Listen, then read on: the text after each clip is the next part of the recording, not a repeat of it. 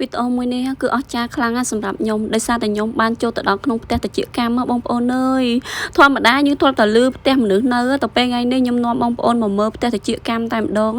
ហើយផ្ទះតិចកម្មហ្នឹងគឺមាននៅខាងខេត្តកំពតដល់បងប្អូនអរគ្នាខ្ញុំបានទៅបេះសបុកហ្នឹងហើយយកមកធ្វើជាភេសជ្ជៈញ៉ាំក៏ដូចជាធ្វើផ្អែមញ៉ាំចែកជូនដល់អ្នកនៅក្នុងគ្រួសារខ្ញុំទាំងអស់គ្នាបងប្អូនចាជំរាបសួរពុកម៉ែបងប្អូនទាំងអស់គ្នានេះជាទស្សនវិជ្ជាមើលពីលើផ្ទះតិចកម្មបងប្អូនទាំងអស់គ្នាគឺផ្ទះហ្នឹងគឺគាត់ធ្វើដូចជាជាង10ឆ្នាំហើយមានសត្វតិចកម្មនៅក្នុងនឹងច្រើនខ្លាំងមែនតែនហើយសំខាន់ជារបស់ធម្មជាតិទៀតបងប្អូនអើយនេះសបុកតិចកម្មសម្រាប់អារម្មណ៍ខ្ញុំផ្ទាល់នៅពេលខ្ញុំបានឃើញសបុកតិចកម្មឃើញកូនតិចកម្មឃើញតិចកម្មហៅពេញផ្ទះហ្នឹងអញ្ចឹងអូខ្ញុំមានអារម្មណ៍ថារំភើបខ្លាំងណាស់ពេលហ្នឹងខ្ញុំចង់ស្រែកហូហ្មងប៉ុន្តែខ្ញុំខ្លាចផ្អើលសត្វដល់ទៅពេលអញ្ចឹងខ្ញុំទប់អារម្មណ៍ហើយនេះបងប្អូនអរគ្នានេះជាសកម្មភាពខ្ញុំដើរចូលក្នុងផ្ទះតិចកម្មគ្រាន់តែបើកមកខ្វាក់មកបងប្អូនអើយឃើញហើយអូ my god គឺសត្វឡងឈរមែនតែនហ្មងនោះហើយយើងមើលទៅលើក្តារនឹងឃើញមានដុំសសជាសបុកតិចកម្មបងប្អូនអរគ្នាខ្ញុំដើរចូលមើលមកក្នុងទៀតមកនេះបងប្អូនអើយអូយឃើញហើយរំភើបខ្លាំងមែនតែនអញជាបានថាលើកទី1នៅក្នុងជីវិតខ្ញុំហើយដែលខ្ញុំបានឃើញទស្សនវិជ្ជាបែបនេះផ្ទាល់ភ្នែកព្រោះធ្លាប់ពីមុនមកធ្លាប់ឃើញធ្លាប់ស្រាវជ្រាវមើលតាមវីដេអូគេតែទៅពេលយើងបានឃើញផ្ទាល់ភ្នែកបានចាប់បាន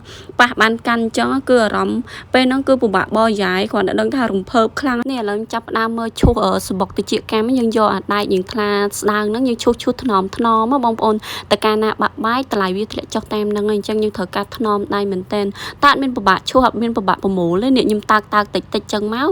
កវាមកឲ្យបងប្អូនត្បូងឡាយខ្ញុំគិតមកវាទាំងថាអូយខ្លាចតែពេលតើទៅបាក់បាយរបស់គាត់អីអូយខ្លាចចិត្តគាត់ស្លាប់ហើយប៉ុន្តែខ្ញុំសរសើរទឹកចិត្ត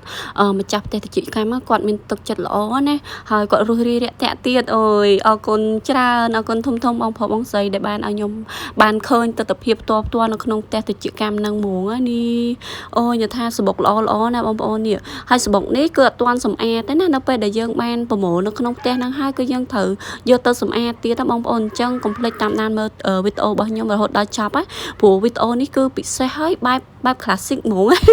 ខ្ញុំធ្វើមុខម្ហូបផ្អែមភេសជ្ជៈអីឡើងមើលទៅគឺគួរឲ្យចង់ញ៉ាំខ្លាំងមែនតើបងប្អូនដឹងអត់ពេលដែលខ្ញុំបានប្រមូលសបុកតិចកម្មខ្ញុំញៀនមែនតើហ្មងព្រោះយើងនេះយើងយកអត់ដែរឆ្លោះនឹងសិនឆ្លោះនៅលើកន្លែងសបុកហ្នឹងបើសិនតែមានពងហើយសបុកវាតូចគឺយើងអត់យកទេអញ្ចឹងយើងយកតែសបុកណាដែលធំល្អអញ្ចឹងណាបងប្អូនអរគ្នាចាបងប្អូនឥឡូវនេះយើងប្រមូលសបុកតិចកម្មបានខ្លះហើយអញ្ចឹងខ្ញុំក៏រៀបចំយកសបុកតិចកម្ម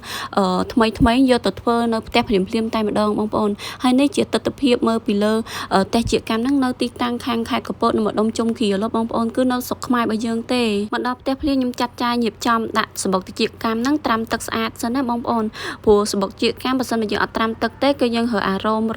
សត្វតិចកម្មហ្នឹងចេញអត់ស្អាតទេអញ្ចឹងយើងត្រាំទឹកចំនួន1ម៉ោងសិនបងប្អូនទាំងអស់គ្នាឃើញទេហើយខ្ញុំត្រាំអត់ត្រាំទាំងអស់ហើយណាទាំងអស់គឺច្រើនណាស់អញ្ចឹងខ្ញុំត្រាំតា7 8សបុកតូចហ្នឹងគឺវារីកបានច្រើនមែនតែនតែម្ដងនេះបងប្អូនយើងមានកញ្ចាប់នេះនេះកញ្ចាប់ហ្នឹងងាយស្រួលកា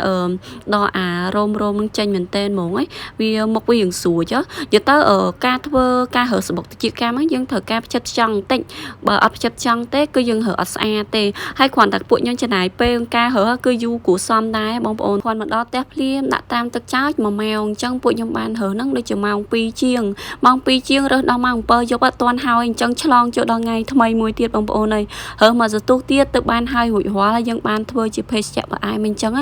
ឹងជារួមបើសិនជាពុកម៉ែបងប្អូនចង់ទិញសបុកស្ងួតបើសិនជាយើងមានជំនាញគឺយើងរើទៅអាហ្នឹងអត់អីតែបើយើងអត់ជំនាញដូចពួកខ្ញុំនេះគឺចំណាយពេលយូរបងប្អូនអើយចានេះបងប្អូនអរគ្នាសម្រាប់ចេះនេះសបុកតិចកម្មរបស់យើងរើហើយគឺ7 8សបុកហ្នឹងបានច្រើនគួរសមដែរឥឡូវខ្ញុំឆ្លៀតមកកាត់ស្លឹកតើយដើម្បីយកទៅចំហុយជាមួយនឹងសបុកតិចកម្មគឺមានក្លិនឈ្ងុយខ្លាំងចំពោះពុកម៉ែបងប្អូនដែលចង់បានសបុកតិចកម្មធម្មជាតិប៉ែកសមុទ្រខាងកំពតអាចធ្វើការកម្មងបានតាមរយៈពេកគូម៉ាកេងសបុកតិចកម្មធម្មជាតិធានាជូនសបុកតិចកម្មរបស់គាត់គឺធម្មជាតិ100%ហើយកន្លែងគាត់តែមានលក់ច្រើនប្រភេទដែរមានតាំងពីសបុកតិចកម្មស្ងួតសើមក៏ដូចជាទឹកតិចកម្មដែលចំហុយហើយមានពុទ្រាក្រហមមានស្ករក្រាមអីហ្នឹងគឺនៅកន្លែងគាត់នឹងមានលក់គ្រប់សពតែម្ដងអញ្ចឹងបើបងប្អូនចង់ដឹងព័ត៌មានបន្ថែមបងប្អូនអាចធ្វើការតាក់ទងទៅកាន់เพจរបស់គាត់ផ្ទាល់បានហើយនេះមកដល់កន្លែងនេះគឺខ្ញុំចាប់ផ្ដើមចំហុយសបុកតិចកម្មឯណាបងប្អូនអរគ្នាខ្ញុំមានពុទ្រាក្រហមស្លឹកតើយទឹកសុទ្ធហើយនិងស្ករក្រាមហើយនេះខ្ញុំដាក់ចំហុយសបុកតិចកម្មមួយទៀតទុកញ៉ាំមួយផ្អែមហើយការ ធ្វើគឺមានពិបាកទេបងប្អូននេះគ្រាន់តែដាក់ចំហុយអញ្ចឹងដូចខ្ញុំមកខ្ញុំអត់មានសម្ភារៈគ្រប់គ្រាន់អញ្ចឹងខ្ញុំ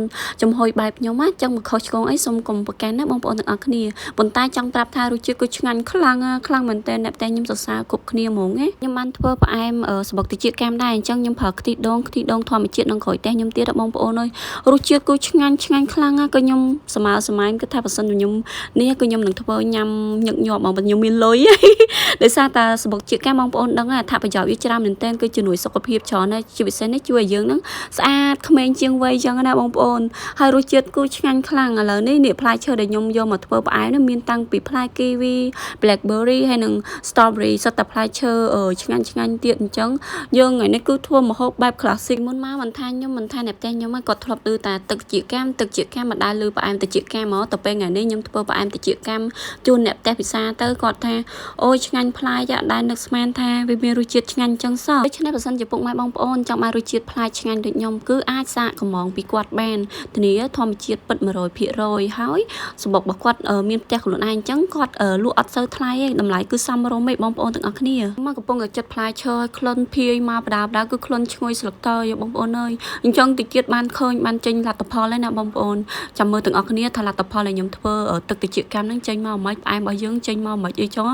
គ្រាន់តែឃើញផ្លែឈើយើងទូរទស្សន៍ក៏ចាប់ផ្ដើមស្រក់ទឹកមកតដែរបងប្អូនអើយអូខេបងប្អូនទាំងអស់គ្នាឥឡូវតោះ let's check together អូខេទីឥឡូវឆ្អិនហើយនេះបងប្អូនឃើញទេឡើងតំណងខ្លាំងមែនតើហើយបានឡើងច្រើនសម្រាប់ខ្ញុំគិតថាបើយើងទិញយកមកធ្វើខ្លួនឯងចំណេញណាតែយើងទិញយកល្អយើងទិញគាត់រើហើយសម្អាតហើយមកតែបើយើងអត់មានពេលទេគឺយើងទិញគាត់ចំហុយហើយស្រាប់ក៏បានដែរហើយនេះយើងក៏លេចមកមើលផ្អែមឲ្យយើងវិញម្ដងបងប្អូនអើយគូឆ្ងាញ់ខ្លាំងណាស់ហើយគ្រឿងផ្សំមានច្រើនតែមានតែផ្លែឈើដែលយើងចូលចិត្តនឹងមកហើយដាក់សបុកជាកាមដាក់ខ្ទិះដូងដាក់ទឹកដោះគោខាប់ហើយនឹងទឹកកកមកគឺអែមសែមែនតើហ្មងអូយញ៉ាំមួយម៉ាត់ទៅមើលនេះអូយឆ្ងាញ់ខ្លាំងណាស់សាច់តិចកម្មហ្នឹងឥឡូវទឹកតិចកម្មរបស់យើងមិញហ្នឹងលើកចេញខ្ញុំទុកឲ្យតិចសិនណាមុនច្រកដាក់កែវបងប្អូនហើយនេះខ្ញុំចំហុយរយៈពេល30ទៅ40នាទីហើយសម្រាប់រសជាតិស្ករគឺយើងដាក់តាមចំណូលចិត្តមកខ្ញុំដាក់មកផ្អែមល្មមអ្នកតែខ្ញុំចូលចិត្តចឹងណានេះខ្ញុំមានកែវនេះអូយនេះដាក់ទៅវិចខ្ចប់ទៅឡើងខ្ជូតឡើងស្អាតគ្រាន់តែឃើញកែវក៏ចង់ញ៉ាំដែរបងប្អូនអើយហើយរសជាតិគឺអែមសែមក្លិនឈ្ងុយសាច់តិចកម្មច្រើនទៀតយើងធ្វើខ្លួនឯងដូចបងប្អូនបានឃើញនៅក្នុងវីដេអូហ្នឹងចឹងអូគឺឆ្ងាញ់ជក់មាត់ហ្មងបងប្អូនហើយនេះខ្ញុំច្រកហើយយើងចាប់ផ្ដើមនេះដាក់ក្លាសេជាមួយនឹងទឹកកកតិចតិចទៀតសិនមកចាំយើងញ៉ាំជុំគ្នាឈាមមួយអីចឹងទៅគឺអែមខ្លាំងបងប្អូនណាលើខ្ញុំនិយាយពីដើមវីដេអូលើថាសបុកជាកម្មថ្លៃតិចឲ្យហ៊ានសួរតម្លៃទៅតាមពិតទៅយើងមានតែ10000រៀលក៏អាចកំងញ៉ាំបានដែរបងប្អូនអូខេឥឡូវតិចល្មមយើងឈាមមួយអូយគឺឆ្ងាញ់ខ្លាំងណាស់បងប្អូននេះមើលខ្ញុំធ្វើខ្លួនឯងទៅយើងដាក់សាច់តិចកម្មមានច្រើនជាងក្រោមសូមអរគុណទៅកាន់បងប្អូនទាំងអស់គ្នាក៏ដូចជាបងប្រុសបងស្រីម្ចាស់ផ្ទះជាកម្មផងដែរចាហេងជូនពរសំណាងល្អទាំងអស់គ្នាបាយបាយ